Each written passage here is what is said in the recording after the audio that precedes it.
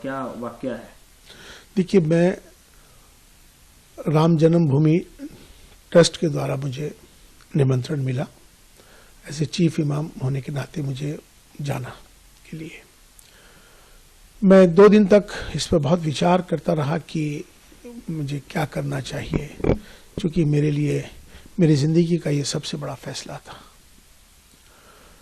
मैंने फिर फैसला ये लिया कि मुझे जाना है आपसी सौहार्द के लिए, अपने देश के लिए, राष्ट्र हित में। ये मैंने फैसला लेते हुए मैं अयोध्या चला गया। वहां जाके तमाम अयोध्या वासियों ने मेरा स्वागत किया, साधु संतों ने मोहब्बत का इजहार किया, इस्तकबाल किया। वहां से मैंने अपना एक पैगाम, जो कि पैगाम मोहब्बत, मैंने वहां से दिया। वो पैगाम मोहब्बत जो था, मैंने उसमें कहा कि हमारी सबकी जातियां जरूर अलग हो सकती हैं, हमारे पंथ जरूर अलग हो सकते हैं, हमारे इबादत करने की तरीके, पूजा पद्धति अलग हो सकती है, हमारे सबके धर्म जरूर अलग हो सकते हैं, लेकिन हमारा जो सबसे बड़ा धर्म है इंसान और इंसानियत का है। और हम भारत में रहते हैं, हम सब भारतीय हैं। आओ हम सब मिलकर भारत को मजबूत करें, भारतीयता को मजबूत करें, राष्ट्र सर्वोपरि है। ये पैगाम मोहब्बत जैसे ही दिया, देश के तमाम सारे चैनलों पर, तमाम सोशल मीडिया पर ये मेरा वायरल हो गया। वायरल होने के बाद उनको सबको ये मालूम हो गया कि इमाम साहब, चीफ इमाम साहब वहाँ पहुँच गए और उन्होंने ये फतवा जारी कल किया है। वैसे तो मुझे 22 जनवरी की शाम से ही तमाम मेरे नंबर्स पर अलग अलग जगहों से मुझे धमकियां आने लगी, मेरे खिलाफ नफरत अंगेज माहौल बनाने लगे, मेरे खिलाफ उन्होंने जो अब शब्द जो कहने के होते हैं वो कहे, तमाम मुझे अलग अलग जगहों को, मुझे, मेरे परिवार को तमाम बहुत सारा बुरा भला कहा जाने लगा।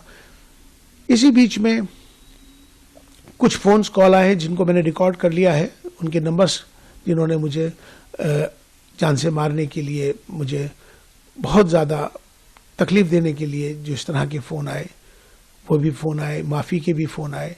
तो लास्ट में कल रात को ही एक फतवा जारी हुआ है, जिनका नाम है मुफ्ती साबिर हुसैनी कासमी, जो शख्स एक इंस्टीट्यूट चलाते हैं मुफ्तियों का, जिनका मुफ्ती क्लासेस के नाम से उनका चलता है।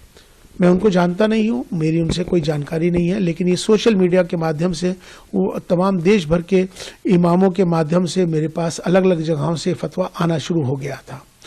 चूँकि उन्होंने ये, इसमें मेरा एक नंबर है, मेरा मोबाइल का नंबर उन्होंने इसमें ये मेंशन कर दिया है अपने फतवे के अंदर, जिसमें उन्होंने साफ तौर पे मेरा नंबर जाहिर करके तमाम पूरे देश के लोगों को मेरा नंबर दे दिया, इमामों को दे दिया, ये फतवा जारी कर दिया। उनसे इन्होंने कहा है कि ये माफ़ी मांग लें, मेरा बायकाट कर रहे हैं, और मुझसे उन्होंने कहा है कि आप जो है इस्तीफा दें, वरना आप अपना अंजाम सोच लें। इसमें उन्होंने 4 बिंदु इसमें बुनियादी हैं, 4 बिंदु इसमें बुनियादी हैं।